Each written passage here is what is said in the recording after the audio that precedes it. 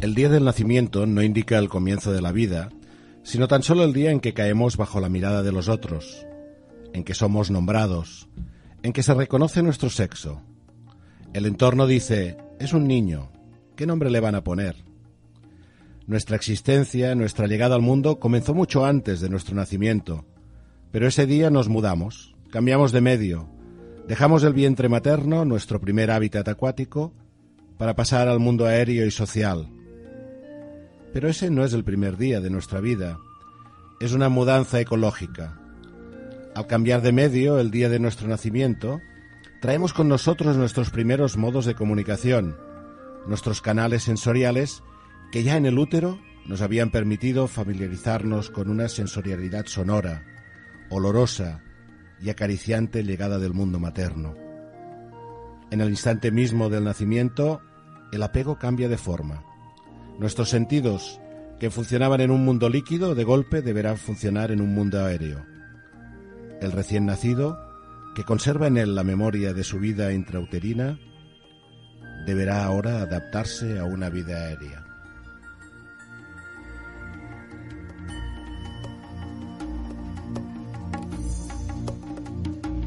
Empezamos un nuevo programa con plena conciencia.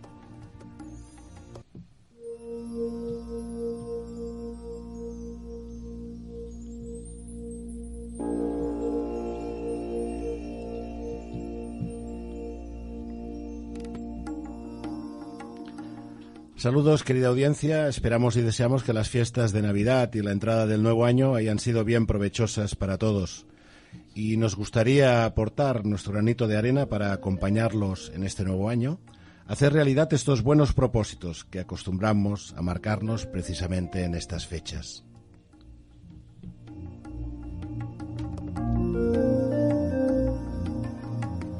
Bienvenidas y bienvenidos, pues, un lunes más, este 8 de enero, a este tiempo y espacio destinado a cultivar nuestro bienestar y el de las personas que nos rodean. Un tiempo y espacio que es posible gracias al equipo habitual del programa. Gracias a Montse Falqués, copresentadora. Buenas tardes. Buenas tardes. Efraín Cejas, al control de la producción y los medios técnicos. Un saludo desde aquí también en este primer programa realizado en el 2018 para Rudolf Hembrecht y Fundación Inceptum, que hacen posible este proyecto de transmitir valores a través de la comunicación, y quien nos habla, Carla Ruiz Feltrer, acompañándoos un lunes más con plena conciencia, online desde Radio Construyendo Relaciones.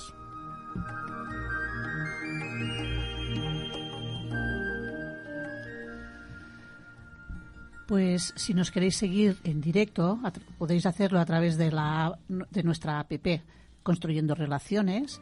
Recordad que podéis escuchar el programa en diferido o descargar el podcast del programa a través de nuestra página web complenaconciencia.com, en nuestra página de Facebook @complenaconciencia o a través de la web de Radio Construyendo Relaciones, de manera que podéis disfrutar del programa en el espacio y en el tiempo que prefiráis. Y también otra manera de estar en contacto con nosotros es a través de nuestro grupo de WhatsApp con Plena Conciencia, a través del teléfono 666-879776.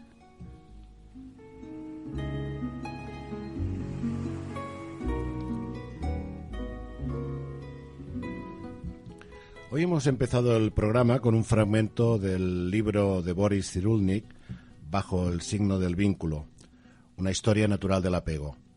Los vínculos de cuidado y afecto entre los seres vivos son fundamentales para la supervivencia y la procreación. Y por eso hemos querido hablar en este primer programa de este tema, estableciendo el vínculo, hemos denominado el título de este primer programa. Y lo haremos de la mano de una especialista. Hablaremos con la psicóloga infantil Laura Pon. Buenas tardes, Laura, bienvenida. Hola, buenas tardes. Y como es habitual en el programa, antes de empezar nuestro diálogo apreciativo sobre este tema, Montse nos traza un pequeño perfil de nuestra invitada. Laura Pon es licenciada en Psicología Infantil por la Universidad de Barcelona. Ha trabajado como psicóloga infantil en varias escuelas, hasta que fundó su propio gabinete psicopedagógico en 1990 con el nombre de Kiona en la ciudad de Barcelona. Se formó como terapeuta Gestalt en la Escuela ESSER de Barcelona y más tarde recibió la formación en biodanza. Asimismo, ha realizado el programa SAT y la formación en constelaciones familiares. Ha impartido clases de posgrado en la Universidad de Blanquerna de Barcelona sobre psicología evolutiva y relación familia-escuela. Ha supervisado desde sus inicios el Instituto Familia y Adopción. También ha realizado diversas colaboraciones en México como psicopedagoga para un proyecto socioeducacional de los Escolapios. Actualmente coordina y tutoriza la formación en terapia Gestalt para niños y adolescencia, coordina y dirige y supervisa en el Centro Terapia y Acompañamiento para Niños, Adolescentes, Familias y Adultos, que ella misma fundó en el año 1990. Se dedica también al acompañamiento a mujeres, creando los círculos de mujeres, donde pueden sincerarse, elaborar duelos, sanar heridas antiguas. Laura presentó su tesina sobre autoconocimiento para acompañar al niño. Como indica el título de este trabajo, Laura defiende que el autoconocimiento del adulto es su principal herramienta de trabajo para poder acompañar al niño con entrega y amor. Para empezar, Laura, me gustaría que nos definieras qué es para ti el vínculo. El vínculo es una relación que tiene ambos sentidos. Es decir, que las dos personas que están en la vinculación están implicadas en esta relación. De tal manera que hay como una necesidad de, por ejemplo, la mamá hacia el bebé y también del bebé hacia la mamá. Esta es una de las características que tiene este tipo de relación, el vínculo. Cuando hablamos de vínculo, Laura, nos referimos siempre a una relación entre un adulto y un niño, o el concepto de vínculo iría más allá en cualquier tipo de relación. Vínculo sería en cualquier tipo de relación, incluso también puede ser cómo me vinculo con mi trabajo, cómo me vinculo con algo, diríamos. Lo que pasa que la vinculación, la manera como nos vinculamos se inicia, tal como tú has leído, has dicho al principio de todo, en la vinculación mamá-hijo, ¿no? Allí es como establecemos el primer patrón, ¿no? Los primeros patrones de cómo nos iremos vinculando a lo largo de nuestra vida. Sí, escogí también este fragmento, pues fue un libro que realmente me impactó, ¿no? al leerlo, por el énfasis, ¿no? que hace en este vínculo, ¿no? que se establece mucho antes de este nacimiento, ¿no? esta salida al medio aéreo. Y por tanto, conforme avanza además la ciencia y la tecnología en cuanto a poder estudiar los efectos, ¿no? y cómo se establece este vínculo, claro, también surgen muchas preguntas sobre qué pasa, ¿no? qué puede pasar cuando no se establece un buen vínculo, no solo en esta etapa, sino en cualquier otra etapa, ¿no? de la vida del niño. Supongo que por tu actividad como psicóloga infantil y muy centrada, esto lo puedes vivir en distintas fases, ¿no? y de distintas maneras. ¿Qué nos puedes decir? Crear un buen vínculo, o sea, por ejemplo, un vínculo perfecto sería algo que sobrepasa nuestra condición humana, ¿no? Como humanos que somos, creamos vínculos, pues tal como podemos. La mamá y el papá, pues generalmente partimos de la base que hacen lo mejor que saben y desde su corazón, desde su amor, pero vienen también condicionados por cómo ellos han vinculado con sus papás y cómo están todavía vinculados, ¿no? Por lo tanto, es una cadena y partiendo de la base de que somos humanos, pues hacemos buenamente como podemos. Entonces, igual no sería tanto hablar de un buen vínculo o un mal vínculo, sino ver las características del vínculo, ¿no? En qué se caracteriza, qué qué maneras va cogiendo la manera en que la mamá mira al hijo, la mamá toca al hijo, la mamá sabe que está embarazada, por ejemplo, el papá sabe que hay este embarazo o no lo sabe. Es decir, todo esto va cogiendo unos matices, que esto va dando lugar a cómo se va creando el niño, de cómo él entiende que el mundo le acoge y el mundo le entiende, ¿no? Y bueno, hay maneras dolorosas, tanto para el adulto como para el niño, y hay maneras menos dolorosas y maneras agradables, ¿no? Entonces esto sí que queda grabado en el niño, y decimos que cuando todo esto queda grabado antes de la época verbal, es decir, antes de los 2 añitos, por decir un momento, claro, ha quedado en un área que es ni recordable ni olvidable. Es decir, que está allí en el cuerpo. Muchas veces decimos que está en nuestras células, ¿no? En nuestras articulaciones, en nuestra musculatura, porque es algo que no ha podido ponerle nadie palabras. Entonces, esto va marcando etapa a etapa, ¿no? Momento a momento. Sí, ahora que decías esto, que voy a salir un momento del tema, pero esto de que queda grabado en el cuerpo, y seguramente no solo en estas etapas de la vida, sobre todo cuando hay situaciones traumáticas. Recordaba a un psicólogo norteamericano especializado en terapias de tipo sensorial, que decía cómo algunas personas habían recordado el tema de abusos, por ejemplo, a través de sensaciones físicas, porque de alguna manera había quedado a un nivel más consciente o más cognitivo como tapado, ¿no? Y era precisamente a través de esta grabación, ¿no? Celular que decías, o que queda en el cuerpo, que puede, con lo cual tiene un efecto también terapéutico a la hora de utilizar algunas terapias relacionadas con el cuerpo, en las que tú también trabajas. Esto es. Sí, de hecho, sabemos que nuestra memoria es selectiva, entonces hay muchos hechos, muchas cosas de las que nos han sucedido, o que hemos visto, o que hemos oído, que nuestra mente aparta y olvida completamente, ¿no? Normalmente las cosas desagradables, hechos desagradables, a veces también hechos agradables, no siempre tiene que ser desagradables, y la memoria los aparta, ¿no? A nivel consciente no lo podemos recordar todo, no hay posibilidad, y el cuerpo sí. Hasta ahora lo que tenemos estudiado es que el cuerpo sí que lo recuerda todo, ¿no? Entonces ahí va quedando grabado. Y hablando del cuerpo, hablando de poder trabajar o mejorar nuestros estados, no solo porque haya un problema, ¿no? Sino porque queremos mejorar nuestro conocimiento, autoconocimiento, nuestro bienestar, ¿cómo aborda la terapia Gestalt, ¿no? Esta perspectiva, ¿no? Tanto la del vínculo, la de ayudar a establecer o a recuperar un buen vínculo, digamos. ¿Cómo lo abordáis desde terapia Gestalt, o cómo lo abordas tú también desde otras facetas como las que trabajas, ¿no? Como biodanza o alguna otra técnica?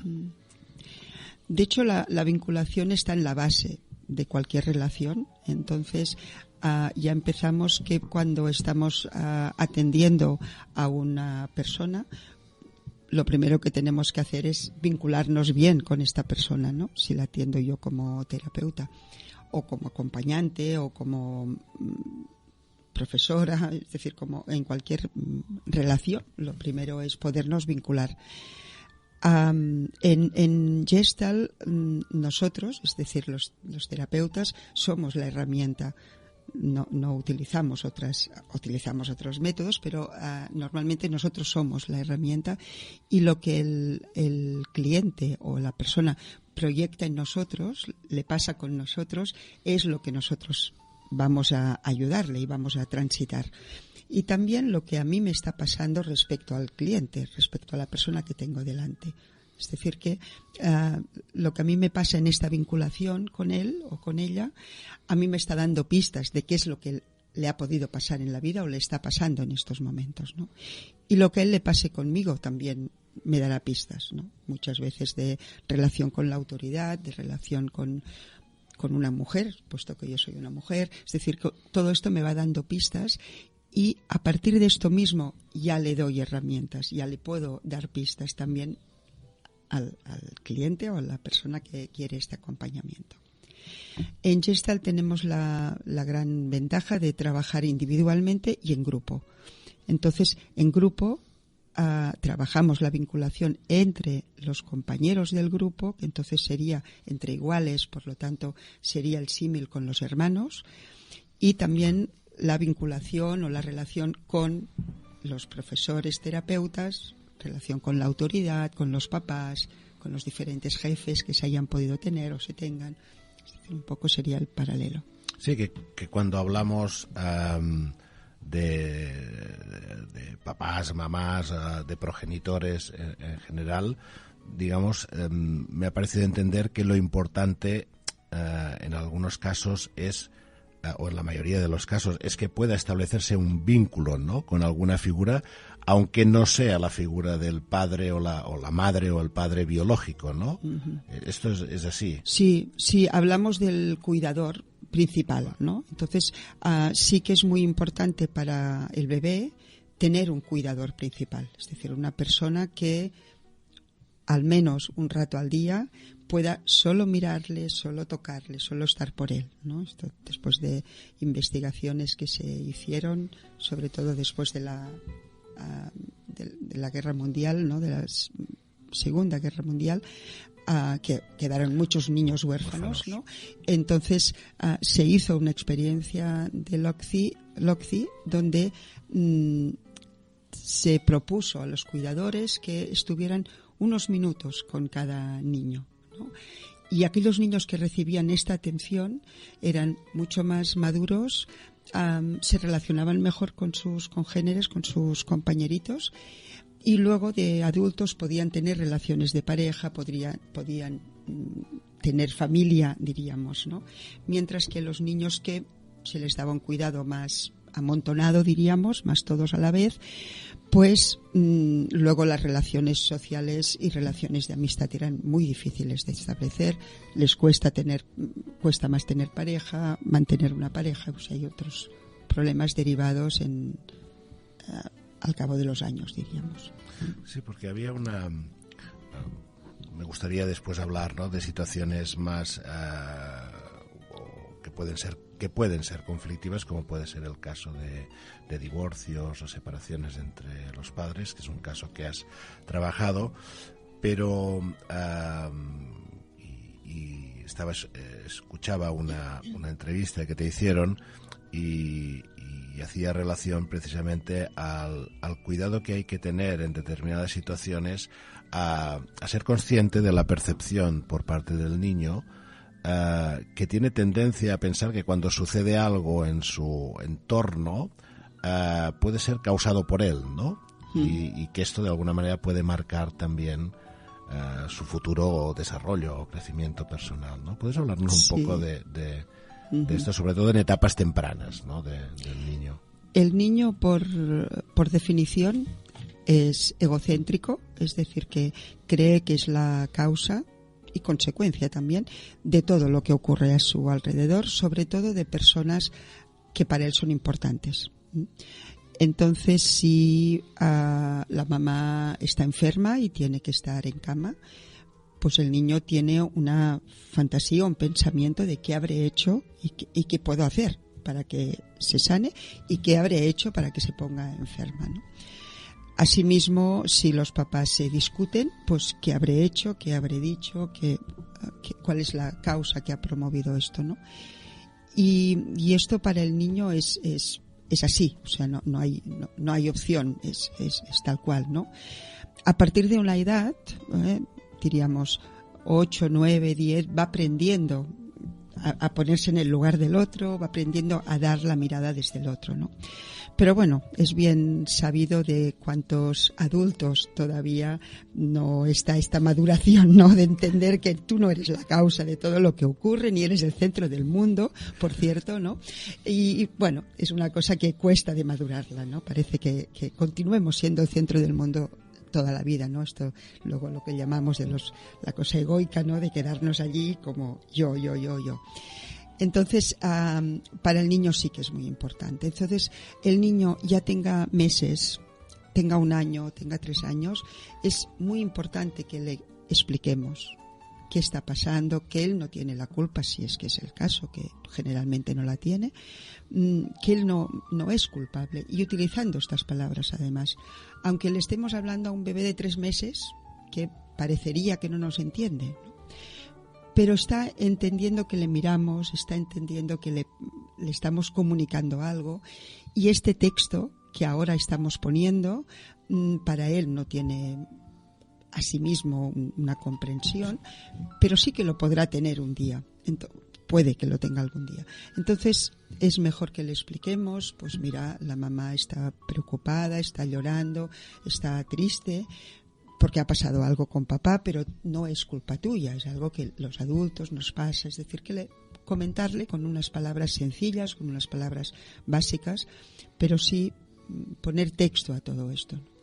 También para el adulto que está con el bebé, con el niño, es tranquilizador el poder poner texto, el poder aclarar cómo está la situación.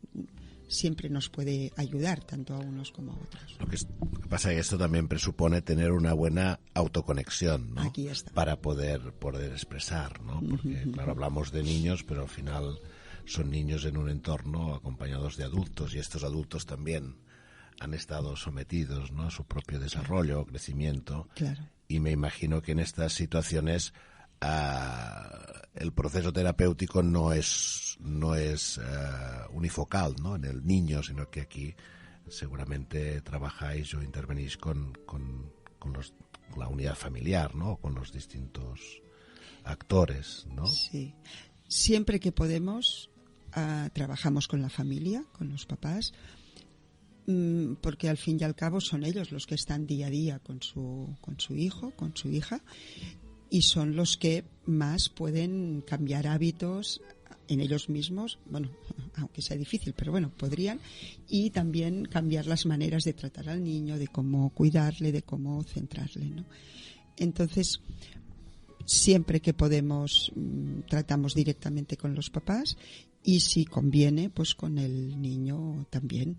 También se le ayuda, se le da herramientas, se le da maneras que él pueda ir comprendiendo también y entendiendo desde su lado. Depende de la edad, claro. Sí. Y estamos hablando ahora del entorno familiar, que seguramente en las primeras etapas de la vida es el entorno más directo en el que nos movemos, aunque cada vez más también tenemos las escuelas de infancia, las guarderías. Guarderías siempre es un nombre que queda en catalán, como utilizamos las escolas bressol, ¿no? Estas escuelas cuna y tal, pues parece como más tierno, ¿no?, el nombre.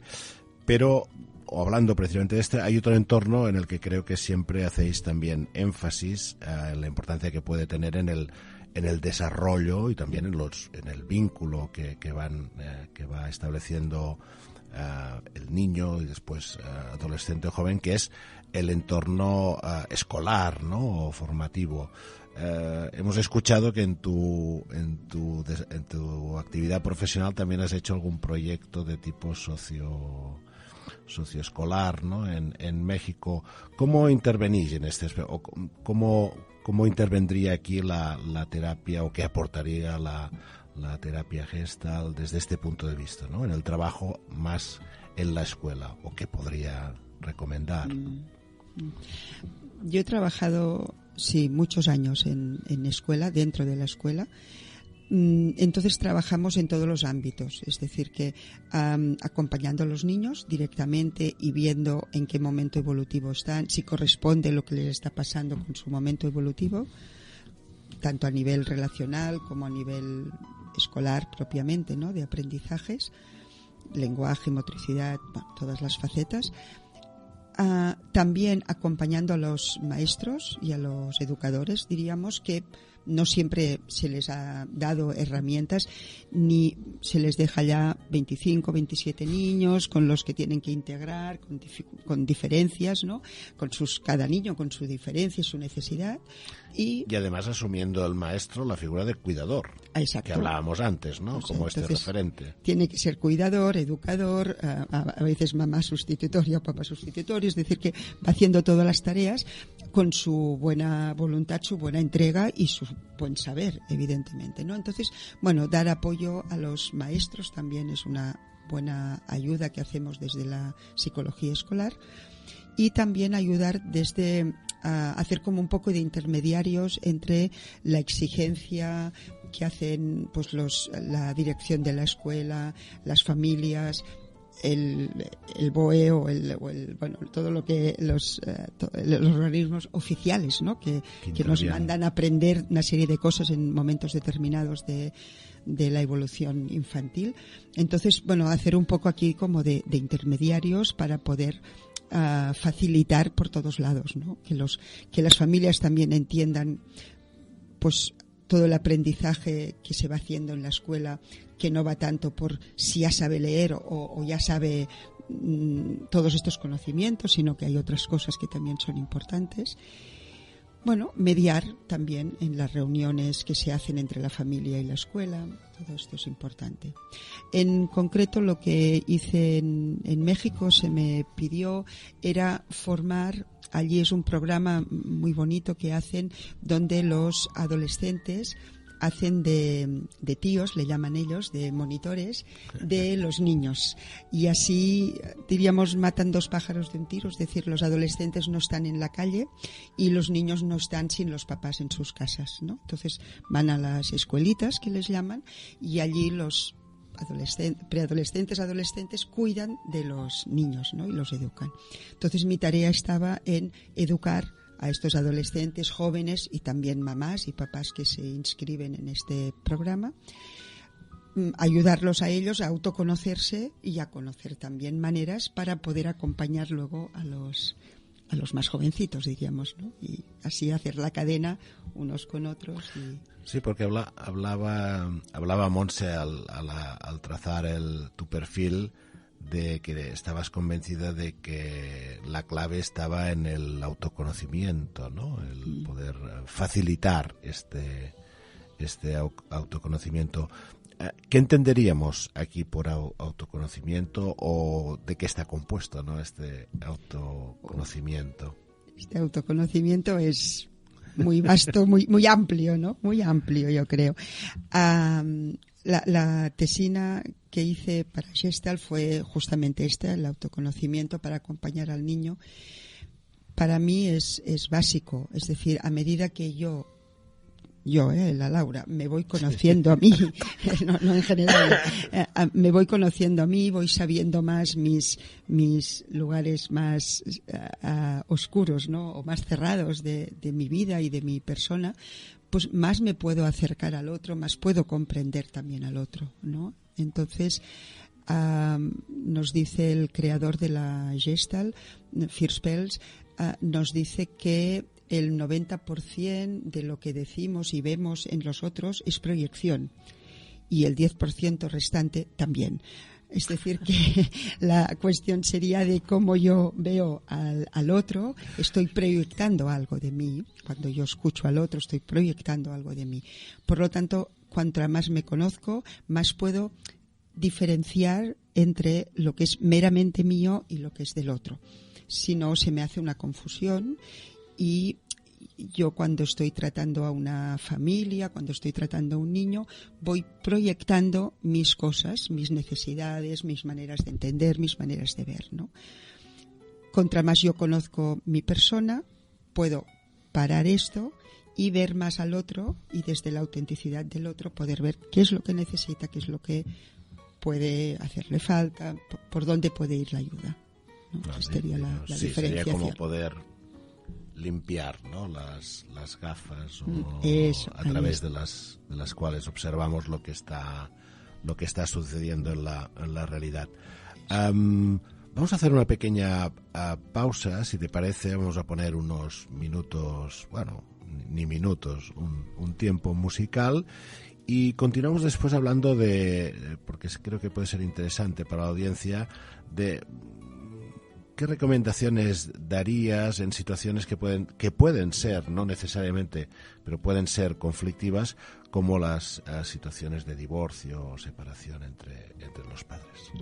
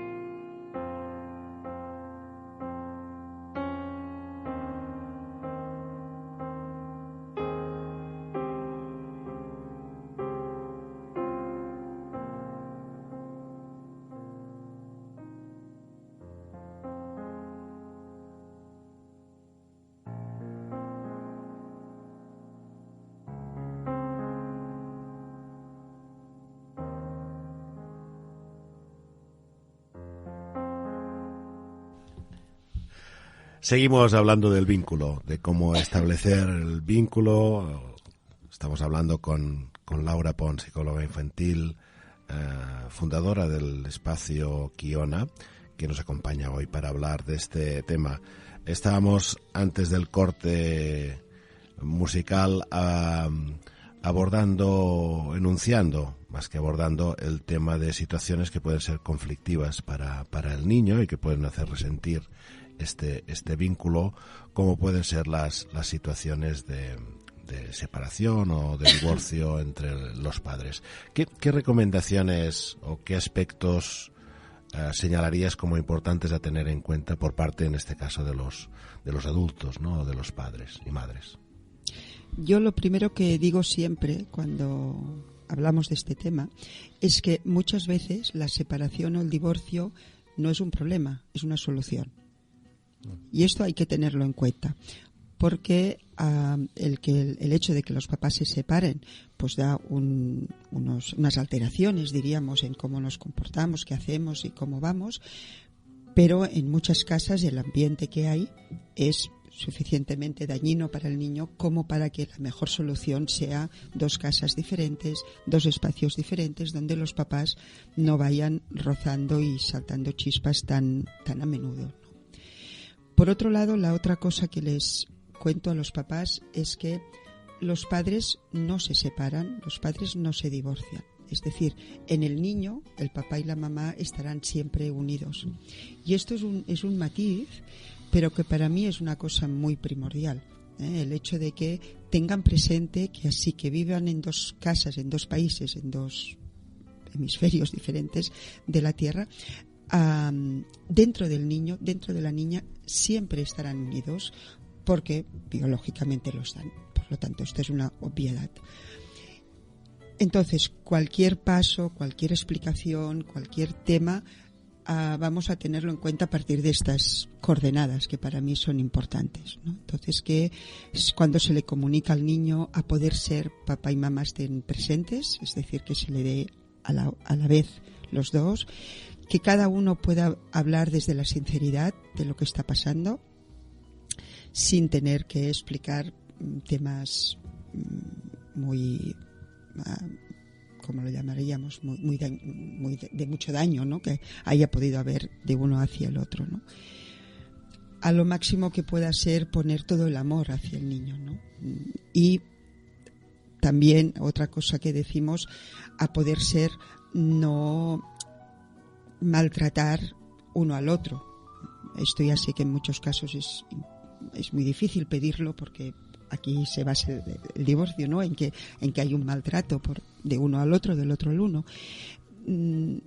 Es decir que, volviendo a lo que decía al principio, si los papás están unidos dentro del niño y el niño es 50% papá, 50% mamá, el hecho de oír, ver un maltrato de uno hacia el otro, el niño está notando de alguna manera un maltrato de una mitad de él a la otra mitad de él. Esto es dañino en sí mismo, es muy perjudicial para el niño.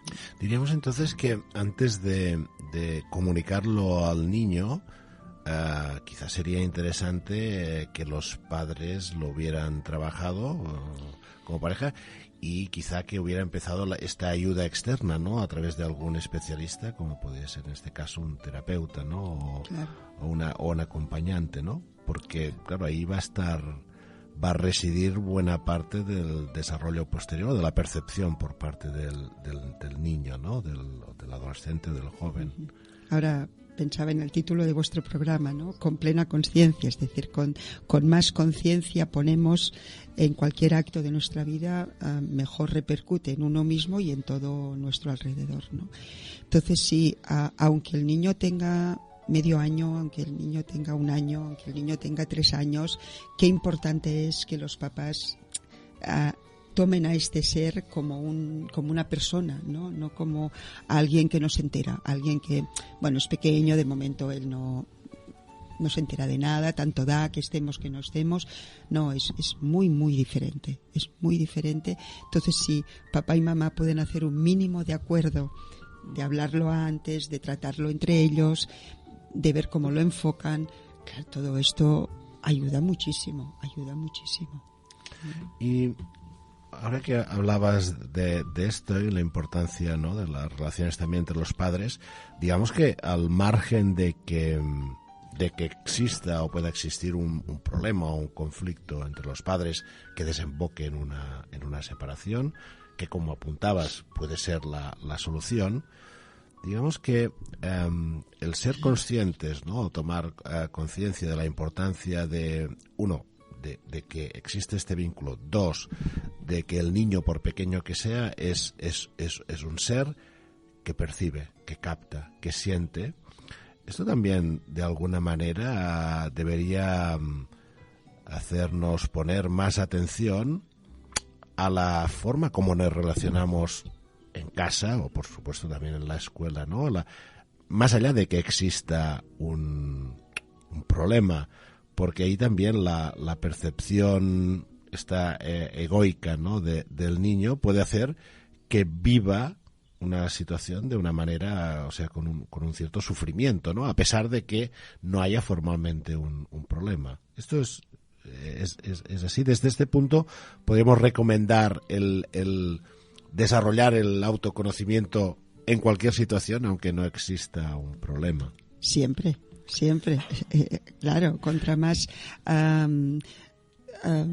intenso, más profundo es el autoconocimiento, nuestra relación con la vida, con los demás, con las personas que tenemos alrededor, será más satisfactoria, más profunda también y, bueno, con con más calidad humana, yo creo que en definitiva, ¿no? Porque la conciencia es nuestra cualidad que nos diferencia de los otros mamíferos. Por lo tanto, bueno, vivámosla, ¿no? A lo máximo que cada uno pueda y quiera, ¿eh? Es una buena posibilidad. Ahora sí, Montse quiere entrar en acción como buena terapeuta Gestalt también. Con lo que estaba diciendo hace un momento, Laura, me he acordado, es un poco un apunte, ¿no?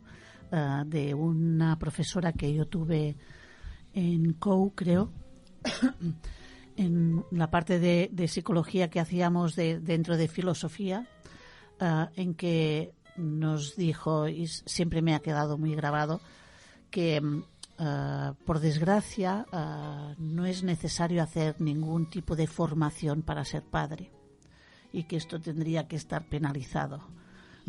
No sé si lo decía como maestra que se encontraba con padres que le recriminaban alguna cosa o qué, pero que yo siempre he pensado que era muy interesante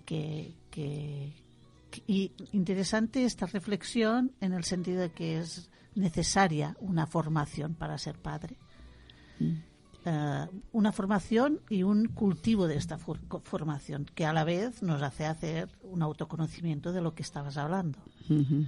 Y si fuera así, entonces ya no sería tan necesario recordarnos, bueno, al menos es lo que yo creo, el pensar que en procesos de conflictos o de crisis tenemos que necesitar un terapeuta y se ve como aquella cosa tan terrible de tener que ir a buscar un terapeuta a ver qué nos dice, qué nos recomienda y si nos va a gustar, y a uno le gusta, a otro no, y bueno, estas cosas que pasan, ¿no? Claro. Sí, se ha dicho, ¿no?, de que el bebé no viene con un manual, ¿no?, claro, bajo el brazo. Sí, estaría bien que los papás, como cualquier otro profesional, no buscara cómo hacer, ¿no?, y cómo tirar adelante con sus hijos y sus relaciones. También es verdad que la intuición y el corazón nos dan mucha luz, ¿no?, en muchos momentos, y a veces yo lo que estoy observando desde hace años es que como si la sociedad se polarizara, ¿no? Entonces hay unos papás que sin ningún conocimiento tiran adelante, tienen sus hijos y bueno, ahí pasa todo lo que tiene que pasar. Y luego hay otros papás que están en otro extremo, para mí, muy concienzudos, con muchos libros, con mucho saber, con mucho tal. Y yo hay momentos que dices, bueno, yo no sé qué es más ventaja o qué es más inconveniente, ¿no? Porque todos los extremos pueden ser, ¿no? Para mí una condición a veces con papás muy concienciados y con muchos libros y que se esperan a tener muchos años para tener a sus hijos, ¿no? Como cada vez tengo que saber más, si no puedo llegar a tener mi hijo, ¿no? Y esto para mí pues ha pasado a ser un extremo que tampoco, pues bueno, tener un hijo al fin y al cabo pues es algo que en sí mismo enseña, ¿no? Y que allí nos movilizamos. Entonces, bueno, con estos más y menos, pues sí, hacer un autoconocimiento y el cuidarse de uno mismo, pues para mí sería algo que tendríamos que empezar a poner en las escuelas, que los niños ya crezcan en esto, ¿no? Como una asignatura más importante, ¿no? Que el cuidarse de uno mismo forme parte, en este aspecto, forme parte del crecimiento, ¿no?, del día a día. Y no tener, como tú muy bien decías, Montse, esperar a estar en un momento de crisis, en un momento que te llega el agua al cuello, ¿no?, de decir, ahora tengo que ir a buscar a un terapeuta. Bueno, sino que en Gestalt hablamos de terapia y hablamos de crecimiento personal, ¿no?, en el sentido de crecimiento personal como de autoayuda, de ayuda, de autoconocimiento, de mejorar mi manera de estar en el mundo. Es que seguramente la clave está ahí, ¿no?, en la línea que decíais. Si podemos introducir esta apuesta por el autoconocimiento como persona, como ser humano, desde las edades más tempranas, seguramente después estaremos mejor preparados, haya una formación más explícita o menos, en afrontar las distintas etapas de la vida que además como ser biológico por las que podemos pasar. Tanto las que están, no quiero pecar ahora de trascendente, ¿no? Pero tanto las que están relacionadas con la vida, como puede ser nacimiento, el niño, como las que están relacionadas con la muerte, ¿no? Que es algo que inevitablemente también forma parte de nuestro ciclo, ¿no? Hablando de recomendaciones, de formaciones, la maestra de COU y tal, pues si os parece podemos abrir esta sección que conduce Montse cada semana, en la que nos marca algunos consejos, algunas herramientas para el bienestar.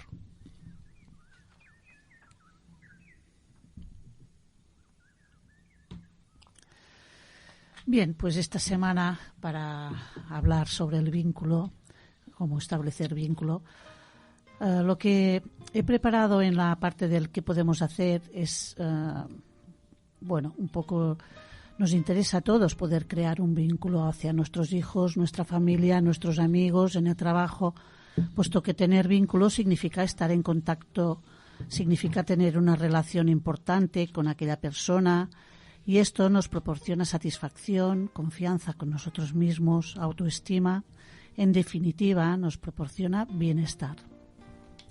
Y para ello, después de ir mirando diferentes trabajos, diferentes cosas, he concluido que lo que es necesario es trabajar nuestra atención plena hacia el otro, darse cuenta de las señales que nos emiten, del lenguaje verbal y no verbal, crear una base de seguridad y confianza con el otro, responder a las necesidades del otro, hacerse saber que lo queremos, abrazarlo, mostrarle cariño, estar con él, cuidar de su bienestar emocional y físico. En definitiva, amar con plena conciencia. ¿Y qué podemos leer? Pues me ha sido fácil esta vez. He escogido un libro que en su momento Laura me recomendó. Sí, que es Infancia en la Edad Sagrada, de Evania Reicher. Un viaje a la gestación, el nacimiento, a la infancia, que ofrece las claves de la formación del carácter, la prevención de las neurosis y el cultivo de las virtudes. Infancia y Edad Sagrada es una obra fundamental para comprender y educar a los niños, profundizar en el parto natural, la educación del ser, la relación niño-adulto y el despertar de un nuevo paradigma, la educación heterárquica, que he tenido que buscar qué era, la sistémica y la humanizada. ¿Y qué podemos ver? Pues esta semana he escogido la película Quédate a mi lado con Julia Roberts y Susan Sarandon.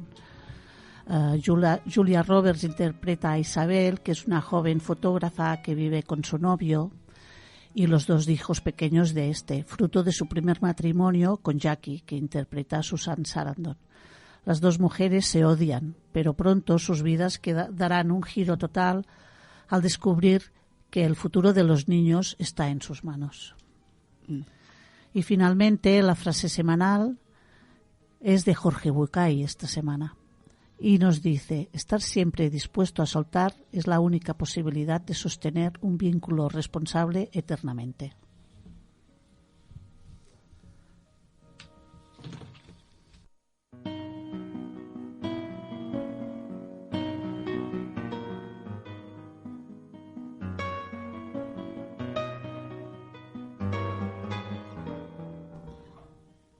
Estamos en los minutos finales y dentro de los consejos no querríamos dejar pasar la ocasión de recomendar también uno de los cursos, de las formaciones que imparte Laura, ¿no? Y además en este mes de enero creo que tenéis previsto uno relacionado con la vinculación, ¿no? ¿Es así? ¿Puedes decirnos 4 palabras antes de acabar el programa de hoy?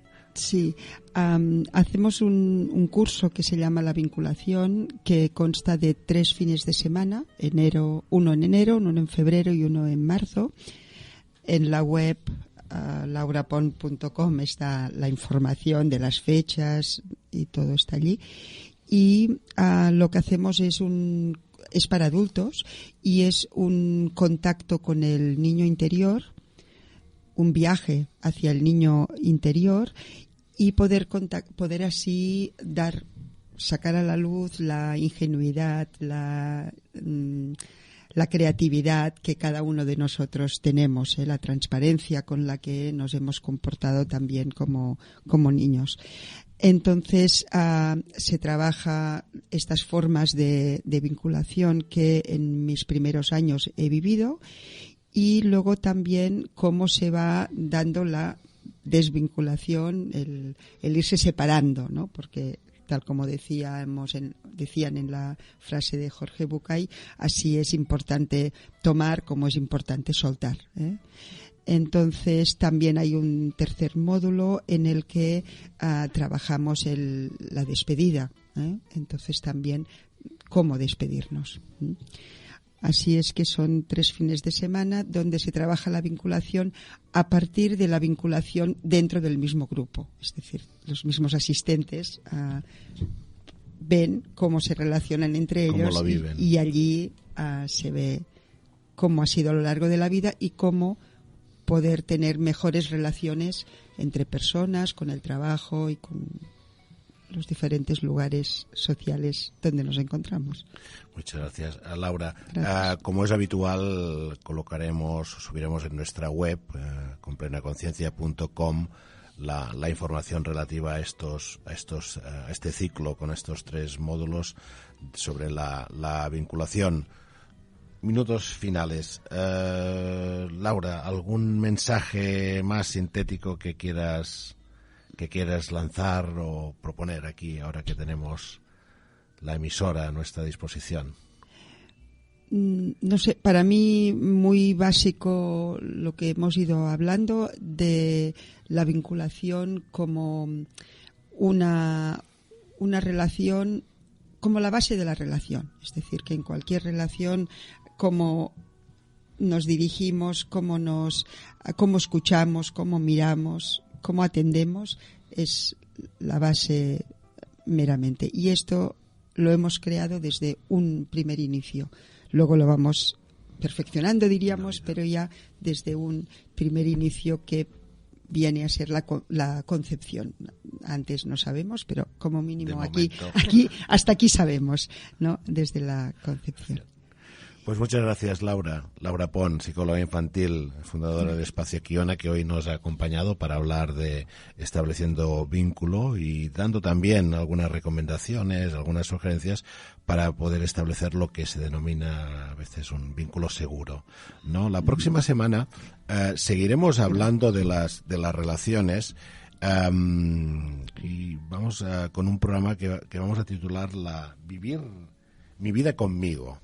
Y nos acompañarán Montse Farré y David García, que trabajan también el tema desde el coaching, la psicología de las relaciones de pareja, con lo cual nos podrá permitir profundizar con el tema que hemos hablado hoy, las relaciones, el vínculo, más quizá desde el aspecto relación de pareja.